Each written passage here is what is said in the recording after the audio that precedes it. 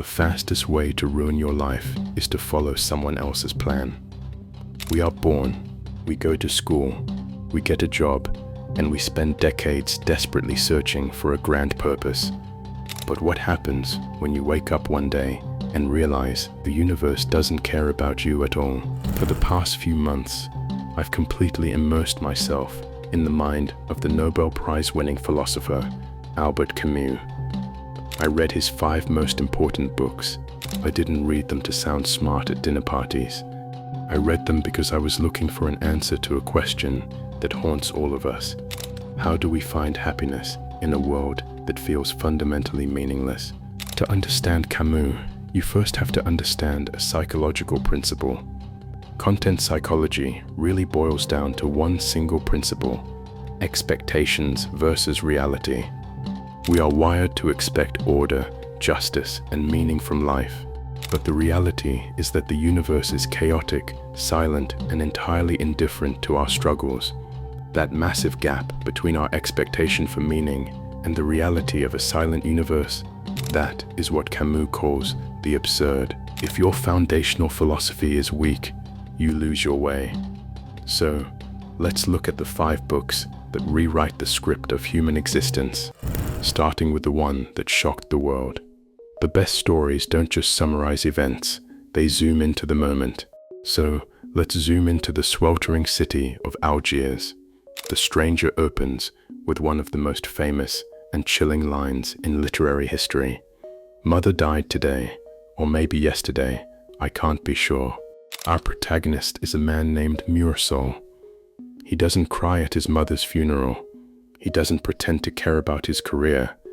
And later, on a blindingly hot beach, he commits a senseless crime. Why? Because the sun was too bright. All great stories are like a dance between context and conflict. You give context, then you introduce conflict, and the progression usually follows a logical sequence. This happens, and therefore this happens, but then this happens. But Camus deliberately breaks this rule.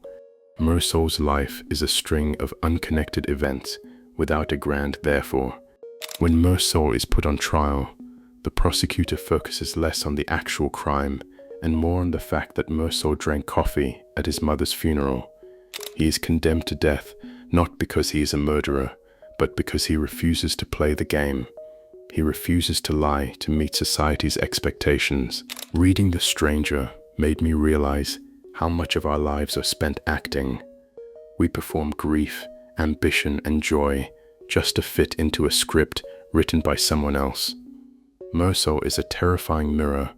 He forces us to ask, are we actually living, or are we just performing? The Stranger shows us the problem. The Myth of Sisyphus gives us the solution. This philosophical essay opens with a brutal statement. There is but one truly serious philosophical problem, and that is suicide. If life is meaningless, why shouldn't we just end it? Many philosophers throughout history tried to escape this problem by pointing to a higher power or a future utopia. But Camus takes a contrarian approach. He says no, we cannot escape the absurd, we must stare it straight in the face. He uses the Greek myth of Sisyphus, a man condemned by the gods to push a heavy boulder up a mountain for all eternity. Every time he reaches the top, the boulder rolls back down. It is the ultimate metaphor for the repetitive, seemingly pointless nature of our daily lives. Wake up, work, sleep, repeat. But here is where Camus flips the script. He argues that the moment Sisyphus watches the rock roll back down, he is conscious. He is aware of his fate, and in that awareness, he becomes free. The best way to get your spark back is burning everything down. You have to reset your life. Camus is telling us to burn down our need for cosmic meaning. You don't need the universe to give you a purpose to enjoy your coffee, to feel the sun on your face, or to love the people around you. One must imagine Sisyphus happy, Camus writes. True freedom is knowing the boulder will roll back down and smiling as you walk back down to push it up again. So, we figured out how to be happy as individuals, but we don't live in a vacuum. We live in a society. All great stories have a similar structure. We learn about a hero who runs into some conflict and goes on a quest or journey to overcome it. In The Plague, the conflict is a literal, inescapable disease that locks down the Algerian city of Oran. Our hero is Dr. Ryu. He isn't a superhero. He's just a tired doctor trying to save lives in a situation that is utterly hopeless. The plague is a metaphor for any massive, senseless suffering, war, fascism, or natural disaster.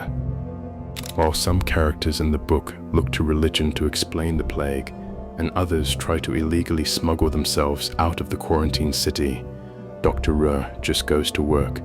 When asked why he fights a battle he knows he can't completely win, he says, "There's no question of heroism in all this. It's a matter of common decency." The plague taught me that the absurd isn't an excuse to be selfish. In fact, it's the exact opposite. Because the universe doesn't care about us, we have to care about each other. Our rebellion against the meaninglessness of the universe is found in our solidarity. We fight the plague not because we are guaranteed to win, but because it is the human thing to do.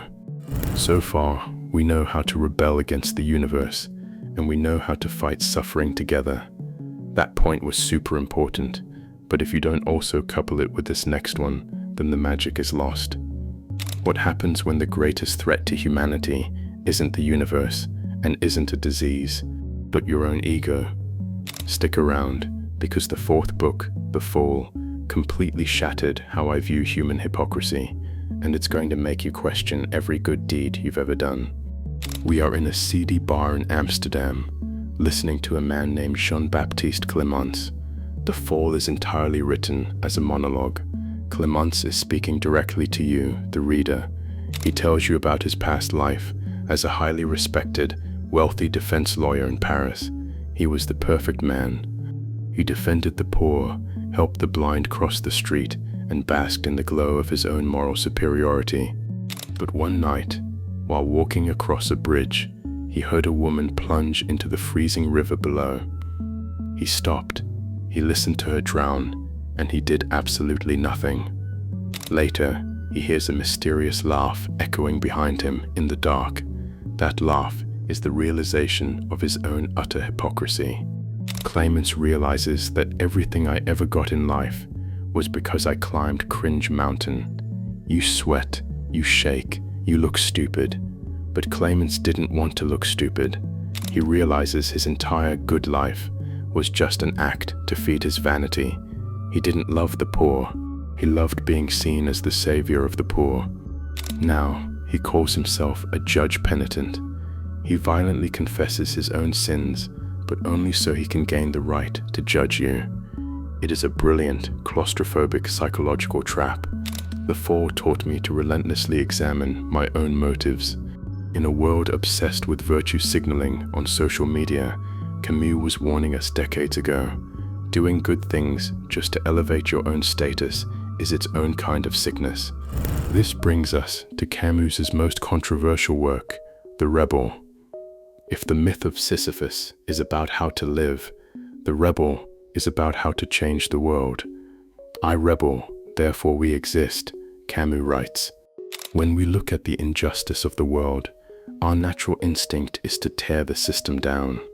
But Camus saw a massive danger in revolution. He noticed that throughout history, from the French Revolution to the Soviet Union, people who burned the system down in the name of justice almost always became tyrants themselves. They replaced one form of oppression with another. Camus draws a strict line between a revolutionary and a rebel. A revolutionary believes that the ends justify the means. They are willing to sacrifice human lives today for a theoretical utopia tomorrow. But a rebel recognizes that human life is the only thing that actually matters in this absurd world. Camus argues, you must balance justice with absolute limits. You cannot murder to create peace. The Rebel is a profound warning. It taught me that real change requires restraint. If you lose your humanity in the pursuit of justice, you have lost everything.